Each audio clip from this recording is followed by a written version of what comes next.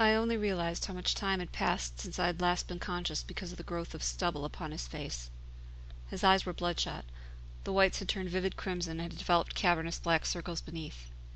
They searched mine to see if there was any power to the mind behind them. The moment he saw that there was, he did something that I had not at all expected, but knew I would never forget. He smiled at me. It was a muted version of the standard expression, barely turning up the corner of one side of his mouth, but it was unmistakable. The statue could feel something, after all. His arm extended. One by one his fingers unfurled, strong and warm as they traced the outline of my face.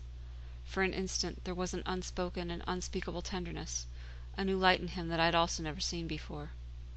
I wished, even knowing the desire was in vain, that I would never see anything else in him again.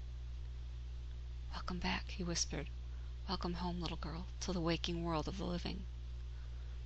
Though his words were meant to reassure me, by this point I could feel no such comfort. I could only ask myself again and again one question: am I truly alive? Perhaps this was only a form of purgatory, or some other inferior, undesirable location between the worlds of the living and the dead, and I had to earn my way before I would ever be allowed to leave it for better or worse. I became aware of another odd ticking noise, and then the incessant ringing of a bell. The alarm broke the doctor's trance, and he turned once more toward the elaborate panel of machinery beside me. All copper coils and glass tubes, it displayed several small meters, the purpose and dancing needles of which I lacked the knowledge and ability to begin to comprehend.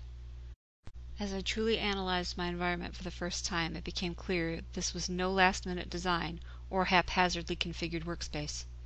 No, this was the doctor's domain, and he had knowledge of this machinery that I ventured to guess no one else on the planet did.